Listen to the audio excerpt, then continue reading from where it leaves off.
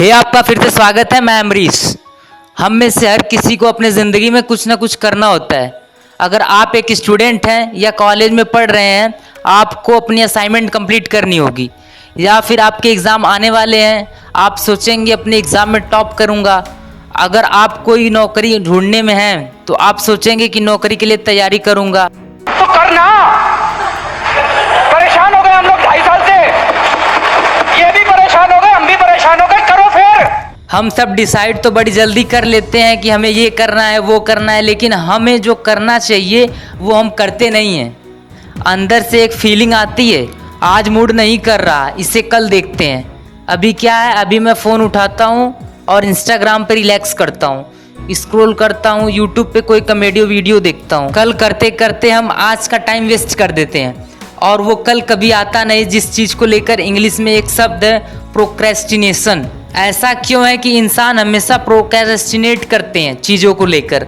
आज के इस वीडियो में आइए एक साइंटिफिक प्रोस्पेक्टिव से समझने की कोशिश करते हैं इस काम को टालने के साइकोलॉजी को लेके, और जानते हैं क्या है इसका एक्चुअली में सल्यूशन। आज हम बात करेंगे आलस्य के बारे में। मैं बचपन से ही आलसी हूँ, मेरे माँ बाप मुझे बदलने की कोशिश कर रहे हैं पर वो भी आलसी हैं। ऐसे व्यक्ति के अंदर आराम करने की इच्छा बहुत होती है। Nothing will happen in that. You will fail in your comfort zone. पर कल तो मैं वो कर रहा हूँ जो मुझे परसों करना था। What goes on in the heads of procrastinators and why we are the way we are? Rich people don't sleep 8 hours a day. Shiv जी करेंगे, हम क्या करेंगे? शिव जी करेंगे, खाएं और सो जाएं। हम यहाँ साइंस का इस्तेमाल करके रूट काज पे जाएंगे प्रोक्रास्टिनेशन के। डॉक्टर पेरिस स्टील दुनिया के लेडिक्स रिसर्चर हैं मोटिवेशनल एंड प्रोक्रास्टिनेशन के।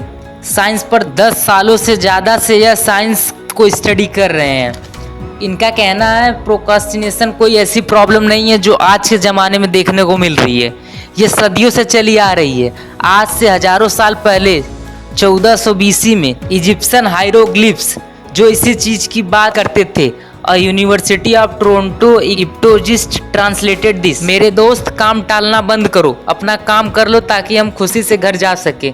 इस समय से करीब 600 साल बाद 800 BC में एक पुराने ग्रीक पोएट ने भी सिमिलरली सी चीज़ कही थी, put your work off till tomorrow and the day after for a sluggish worker does not fill his barn nor one who put off his work. India में भी आज से कई सेंचुरीज पहले फेमसली संत कबीर ने कहा था, आपको याद ही होगा, काल करे सो आज कर, आज करे सो अब, पल में प्रलय होएगी बहुरी करेगा कब। इसका मतलब बनता है जो कल करना है उसे आज कर लो, और जो आज करना है उसे अभी कर लो, नहीं तो कुछ ही समय में ज़िंदगी ख़त्म हो जाएगी और फिर क्या करोगे।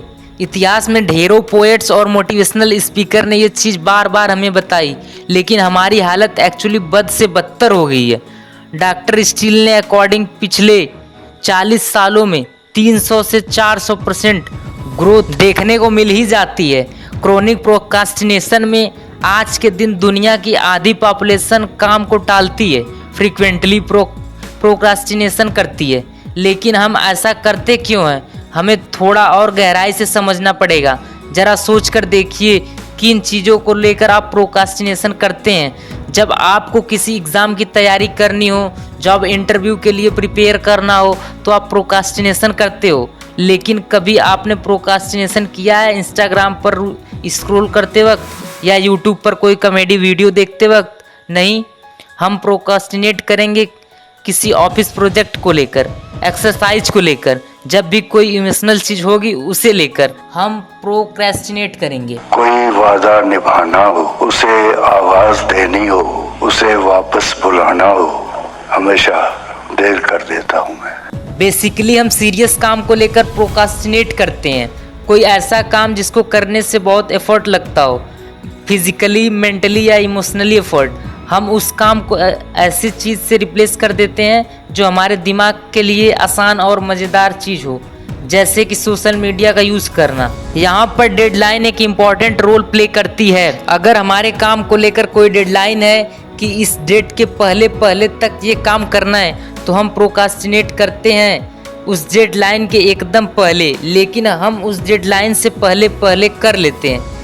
कई स्टडी करी गई कॉलेज स्टूडेंट पर, जैसे कि एलिस और नाउस की 1977 की स्टडी या ओब्रियन की 2002 की स्टडी। इनके according approximately 80 to 90% college student procrastination करते हैं, लेकिन कॉलेज में तो चलो एक डेडलाइन मिल जाती है और किसी न किसी तरीके से एंड मोमेंट तक काम कर ही लेते हैं, लेकिन तब क्या होता है जब डेडलाइन नहीं मिलती, तब दोस्तों प्रोक्रास्टिनेशन इन्फिनिटी चलती रह सकती है। प्रोक्रास्टिनेशन का कोई अंत नहीं होता, लेकिन कॉलेज में टाइम वेस्ट करने का मतलब था चलो मार्क्स इतने अच्छे नहीं आते, शायद आपको अच्छी जॉब नहीं मिली होगी, कोई इतनी बड़ी चीज़ नहीं है, लेकिन आगे जाके ज़िंदगी में प्रोक्रास्टिनेशन करने का मतलब है आपको भारी रिग्रेट होगा, यानी बहुत सी चीज़ों का अफसोस होना। प्रॉब्लम सिर्फ लाइफ टाइम रिग्रेट नहीं है, बल्कि स्ट्रेस, एंजाइटी एंड डिप्रेशन की भी। जर्मन यूनिवर्सिटी में एक स्टडी करी गई थी 1000 से ज़्यादा लोगों पर।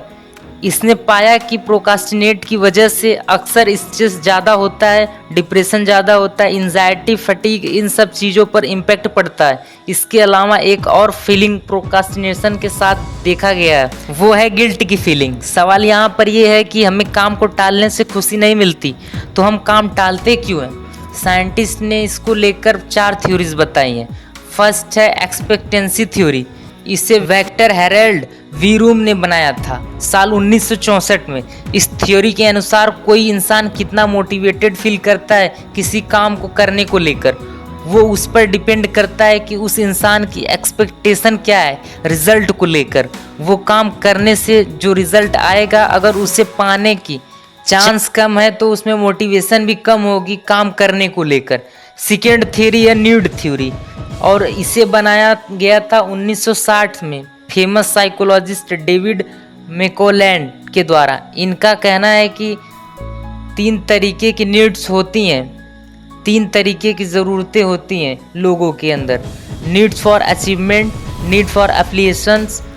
एफिलिएशन का मतलब होता है जैसे सोशल रिलेशनशिप की ज़रूरत है। और थर्ड है नीड फॉर पावर, यानी इनकी थ्योरी के अकॉर्डिंग जिस चीज़ की ज़्यादा आवश्यकता होती है उस चीज़ की ओर हम ज़्यादा अट्रैक्ट होते हैं। थर्ड थ्योरी है क्यूमुलेटिव प्रोस्पेक्ट थ्योरी। इसे बनाया गया था साल 1992 में एमोस ट्वेस्की और डेनियल केनेमन के द्वारा। ये थ्योरी मेनली 2 चीज़ों के बारे में बात करती है। पहला है लॉस अवर्जन, मतलब अगर सेम मैग्नीट्यूड पर आपको अगर मुनाफा या घाटा हो रहा है, इसके ज़्यादा मायने हैं और इससे रिलेटेड मोटिवेशनल ज़्यादा इम्पॉर्टेंट हैं आपके लिए। Loss of a particular magnitude weight more heavier than a gain of the same magnitude. अगर मैं आपसे कहूँ एक्सरसाइज कर लो, फिट रहोगे, आपकी मसल्स बन जाएंगी, तो आपके अंदर जो मोटिवेशन आएगा ये बात सुनकर वो थोड़ा कम होगा।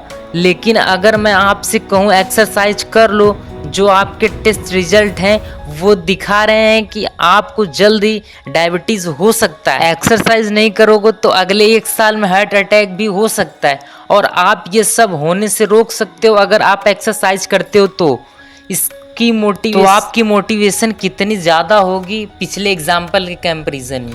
दूसरी चीज़ जिसके बारे में ये थ्योरी बात करती है वो ये है कि जब हम यहाँ पर गेन और लॉस की बात करते हैं, ये सब रिलेटिव है।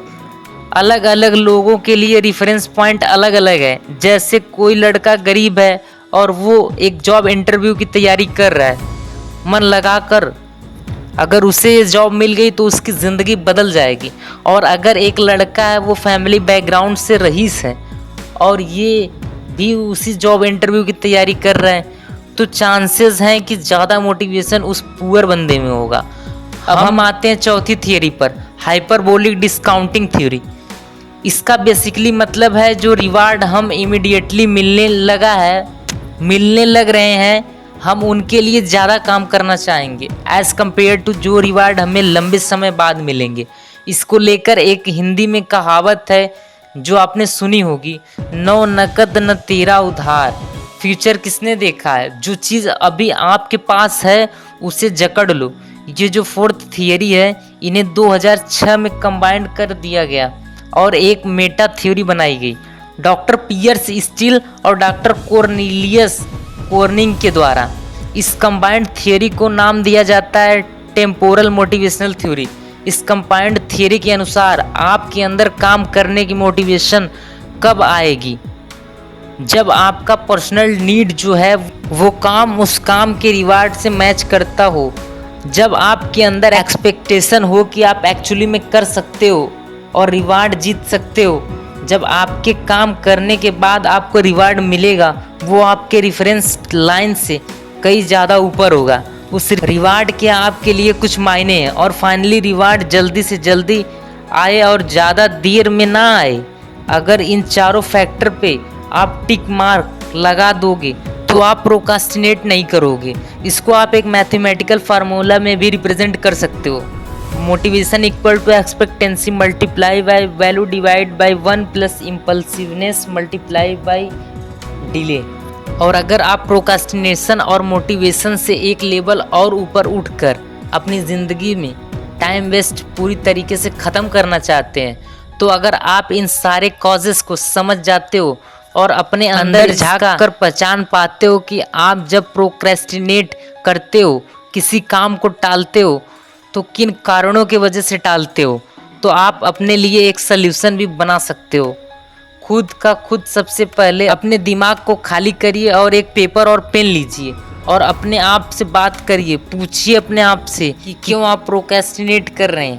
पेपर पर लिखिए। जब आप कॉज लिखेंगे तब आपका सल्यूशन मिल जाएगा।